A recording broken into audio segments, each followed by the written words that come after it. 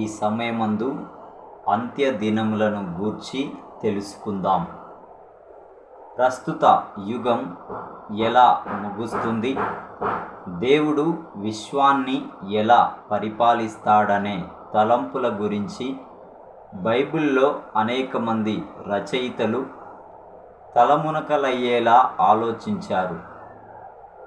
యేసు కాలానికి కొద్దిగా ముందు ఈ భావ పరంపర ఆలోచనలు యూదు సాహిత్యంలో ప్రముఖ పాత్ర పోషించింది.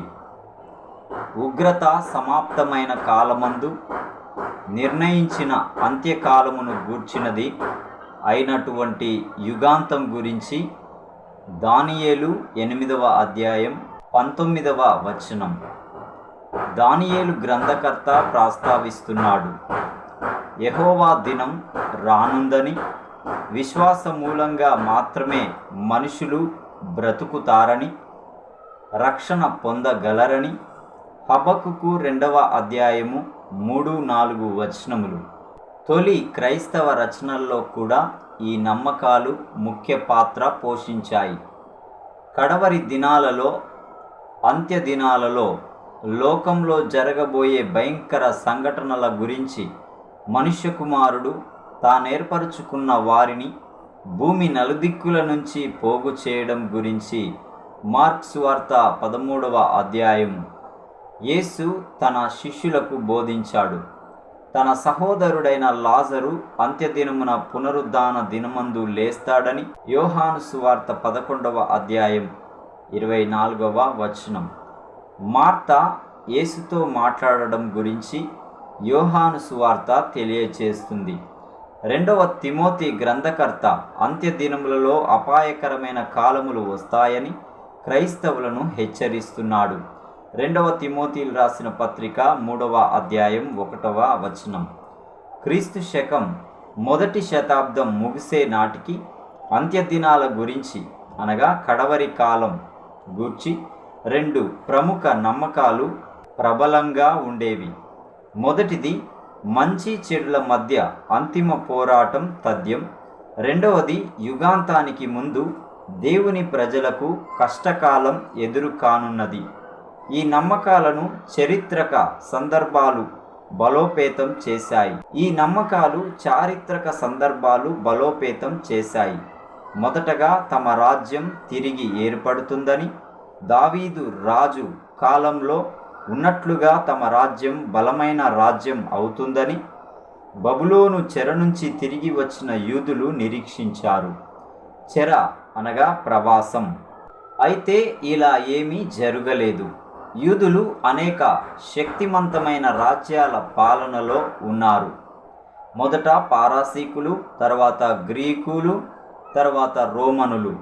మక్కాబీయుల నాయకత్వంలో స్వాతంత్ర యూదా రాజ్యాన్ని స్థాపించాలన్న ప్రయత్నం క్రీస్తుపూర్వం 168-63 కార్యరూపం దాల్చింది, కానీ ఎక్కువ కాలం కొనసాగలేదు.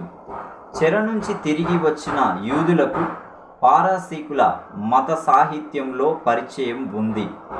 భ్రష్టత్వం అనేది కేవలం స్వార్థం, మానవ తప్పిదాల ఫలితం కాదని, అది మంచి చెడుల మధ్య నిరంతరం జరిగే పోరాట ఫలితమని పారసీకుల అభిప్రాయం. ఈ నమ్మకంతో పాటు వీరికి మరో నమ్మకం కూడా ఉంది. ఇది దుష్ట శక్తులకు నాయకుడైన దైవ విరోధి లోకంలోని దుష్టత్వానికి కారణం. హెబ్రీ భాషలో ఈ విరోధిని సాతాను అని పిలిచారు.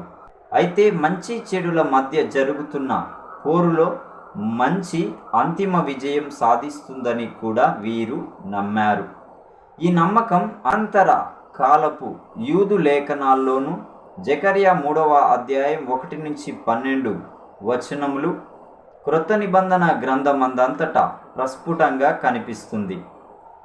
మార్కు సువార్త 1వ అధ్యాయం 12-13, 3వ అధ్యాయం 22-26 వచనములు, అపోస్తుల కార్యం 26వ అధ్యాయం 12-18 వచనములు, ఎఫెసీయులకు రాసిన పత్రిక 6వ అధ్యాయం 10-13 వచనములు, ప్రకటన గ్రంథం 20వ అధ్యాయం 1-3 వచనములు, ఇజ్రాయేలు ప్రజలకు మోషే ధర్మశాస్త్రం ద్వారా దేవుని సంకల్పం వెల్లడైందని కూడా బైబిల్ బోధిస్తుంది.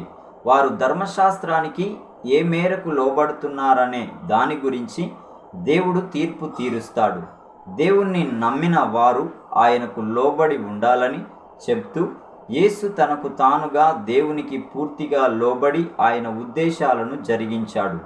దేవుడు నీతిమంతులను రక్షించి దుర్మార్గులను శిక్షిస్తాడని కూడా వీరు నమ్మారు. దానియేలు గ్రంథంలోనూ ఇంకా యూదు లేఖనాల్లో పొందుపరచని ఇతర యూదు రచనల్లోనూ 1-2 హానోకు, ప్రభువు హితవత్సరాలు ఈ నమ్మకాలు స్పష్టంగా కనిపిస్తున్నాయి. యేసు బోధల్లోనూ పౌలు బోధల్లోనూ దాదాపు క్రొత్త నిబంధన గ్రంథమంతటా మరి ముఖ్యంగా ప్రకటన గ్రంథంలోనూ ఈ నమ్మకాలు గోచరిస్తాయి.